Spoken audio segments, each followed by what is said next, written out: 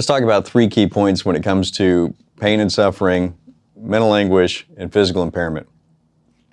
A lot of times when people think about pain and suffering, they're really thinking about the acute pain, the pain that happens right after a crash or it goes for those days or the weeks later.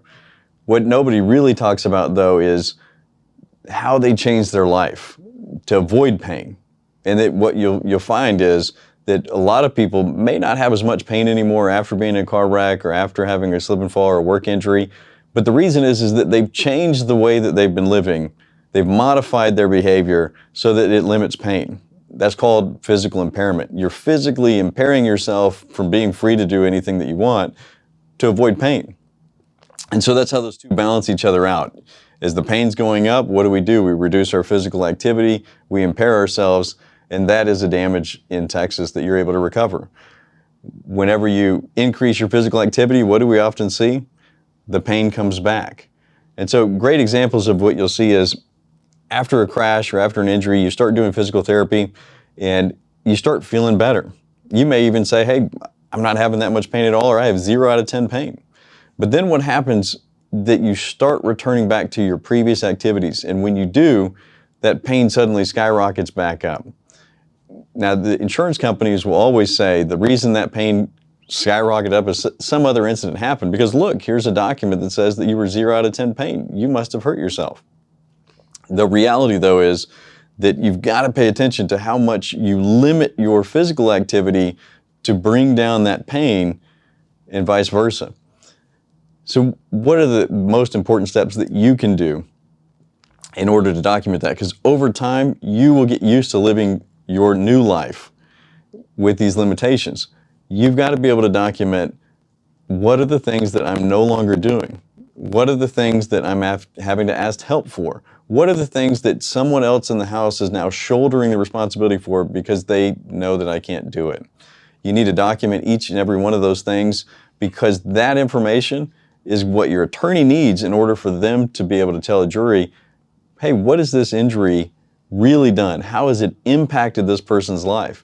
Because ultimately, as we get older, everybody knows that they're going to be in pain. And if you're just simply saying, hey, I was in pain, I had lower back pain, and you don't get into the details of how it impacts your life, everybody in the jury is going to say, hey, I got lower back pain too. I've got neck pain too. Nobody gave me any money, and it doesn't sound like it really affected you. So you've got to really pay attention to those changes. So what are some examples that we often see? There's a lot of times where the other spouse now takes over the role of doing a lot of these different activities, whether it could be with laundry, whether it's taking out the trash. It could be as simple as they no longer drive anymore. The other person now drives. Other examples is where they're having to hire somebody else, or the children are having to step up to do those tasks. All of those things are important, because when you talk about your damages is, what is the difference between the life that you were living and the life that you have now been put in?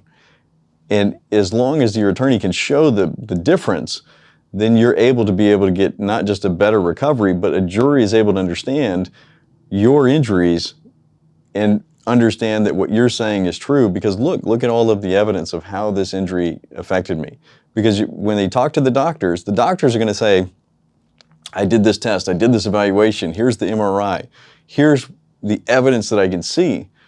But they're not at your house. They don't see the changes, and obviously they didn't know you before.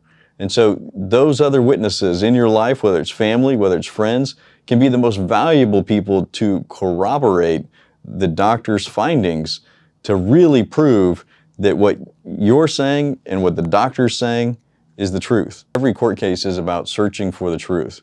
And I promise you, the insurance company is not trying to find the truth for you. They're trying to get out as cheap as possible. And it's your job to make sure you build the most persuasive case possible.